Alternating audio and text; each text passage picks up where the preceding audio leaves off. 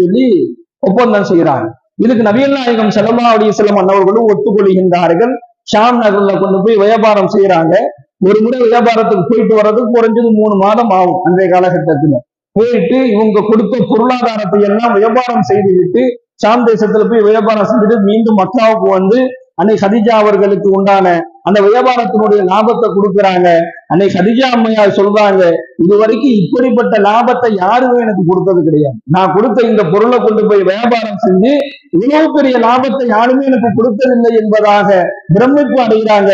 பெருமானார் ஸல்லல்லாஹு அலைஹி வஸல்லம் அந்த உயரிய நற்பண்புகளை பார்க்கிறாங்க, அந்த உயர்ந்த சிந்தனையை பார்க்கிறாங்க, அவங்க பேச்சில் இருக்கக்கூடிய உண்மையை பார்க்கிறாங்க, அவங்களுடைய நம்பகத்தன்மையை பார்த்துட்டு இதெல்லாம் பார்த்து விட்டு அன்னை ஹதீஜா நாச்சியார் அவர்கள் அளவற்ற சந்தோஷம் அடைந்தார்கள் என்பதாக இந்த வரலாறுகளிலே நாம் பார்க்கிறோம். அதுக்கு பின்னாடி பெருமானார் ஸல்லல்லாஹு அலைஹி வஸல்லம் அன்னவர்களை